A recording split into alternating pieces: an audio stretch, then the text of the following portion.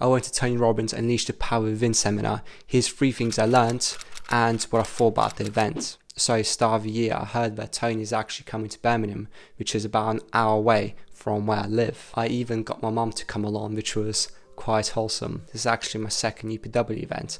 The first one was a couple of years ago during lockdown. The Zoom event I got my mum to come along to as well.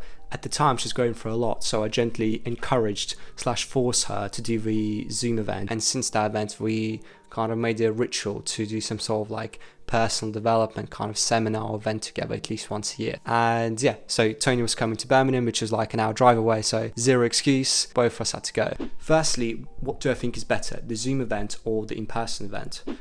But yeah, there's something about doing events like this just in person which kind of like takes it to another level.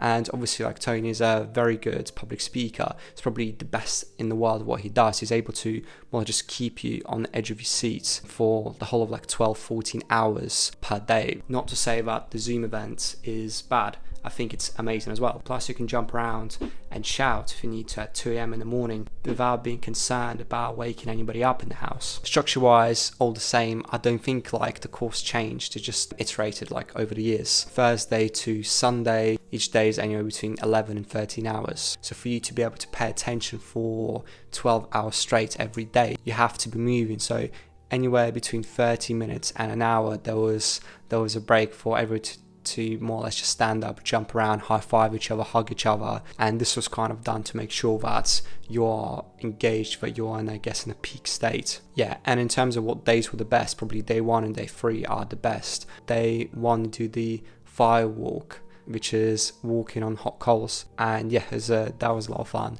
And then day 3 is where you do the very long like guided meditation. The meditation is called Dickens process, and at the end of day 3 you have a mini party. There was Jack Jones performing, who's this DJ who's kind of popular in the UK. No alcohol involved, no anything else, just good vibes basically. Upsells on day 3 and day 4 like can get a bit annoying, but the cool thing is about it being in person, you can literally kind of stand up, walk around, go outside, go get food and stuff. So yeah, I don't think it was as annoying as it was on Zoom. Here's some of my main takeaways. Point number 1, focus. There's this thing called the RAS, which is the reticular activating system. There's just too much stimuli for your brain to focus on all at once. Even that, you can only notice what you focus on. Better demonstrated than exercise. So how about just have a look around your room or whatever you're at, and just try and find all the brown things you can see in your room, right? Brown things like, yeah, I can see this, that, and whatever. Now, I want you to close your eyes. Yeah, don't cheat. I want to see those eyes closed. Now I want you to recall, how many blue things did you see? You get my point. It's quite difficult because you were not focused on the blue things in your room. It was a lot more difficult for you to actually be able to recall them. Like, that's self-explanatory. Coming back to the point, there's just too much stimuli for you to take all in at once, meaning that your selective focus will choose what you focus on. If you keep asking yourself certain questions, your RAS, your reticular activating system, will begin to look for answers in everything you do, whether those things are good or bad. And over time, this actually becomes self-fulfilling. By focusing on the present negative, you take negative action, which ends up creating a negative future. This can look like by you asking yourself certain questions, such as, what if I fail? What if I don't like me? What if it doesn't work out? What if I'm not rich enough, old enough, smart enough? When you feed your subconscious mind with these thoughts, it makes sure that your future actually aligns with these thoughts. Your mind is so powerful that it will block out other outcomes based on the inputs. Whatever you focus on, energy flows. This is why the rich get richer, the poor get poorer, the smart get smarter, the angry get more angry. You don't experience life, you experience what you focus on. Okay, the next thing is law of proximity.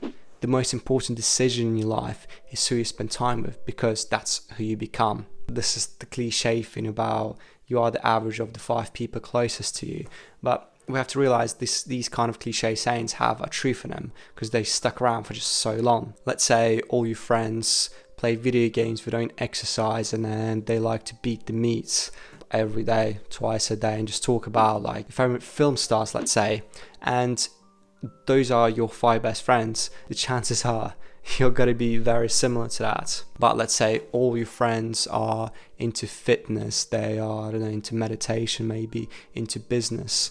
The chances are that you're going to be very similar to that. People's lives are a direct reflection of the expectations of the peer group. If your peer group expects a lot of everybody, all of you will rise up. But if your peer group doesn't expect a lot of anybody, you won't expect much from yourself either. Like the example I mentioned earlier. Here you want to join a peer group which plays the game of life to a higher standard than you currently are. This whole thing of proximity is power.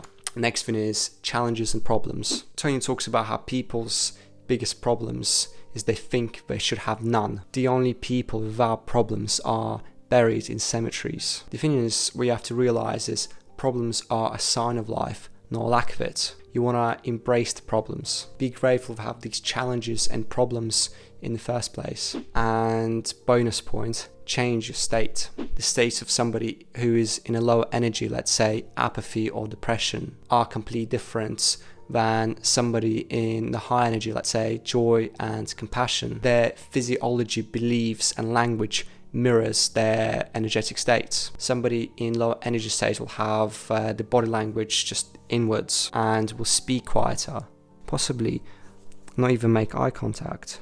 You simply can't operate in a peak state like this. This is one of the main reasons why all of Tony's seminars just include so much jumping around. States could be changed in 3 ways. Using physiology, focus and language. Obviously this is very simple, but why don't everybody change if we knew this? Well, that's because people are committed to their emotional homes. So firstly, let's have a look at your physiology, what you do with your body. Emotion is created by motion. Whatever you feel right now is created by how you're using your body. The second thing is your focus and your belief. Whatever you focus on, you're going to believe. Focus is the reality to the individual. Even though it's not actual reality, it is reality to them. This comes back to the whole of point of the RAS. If people feel like the whole life is crashing down, let's say by watching news all day, even though 2023 or whatever you're watching this is probably like one of the most safest time in the world ever. But if you keep watching news and keep focusing on negativity, it certainly doesn't feel that way.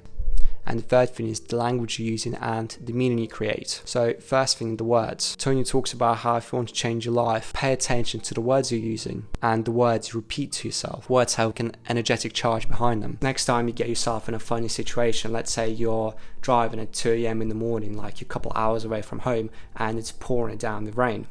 And all of a sudden your front tire bursts. Instead of swearing and complaining, F this, F you, F the tire, why does this always happen to me? I'm trying not to swear so my video actually gets monetized. But yeah, you're saying like, okay, you're just getting like really charged up. Say, kind of like look at yourself and be like, this is inconvenient. This is fascinating that this tire decided to pop at 2 a.m. in the morning on a rainy day. Like how lucky I am for this to actually happen. That's so cool. Thank you so much for watching, guys. If you enjoyed the video, you want to check out this video here about our world's current dopamine addiction.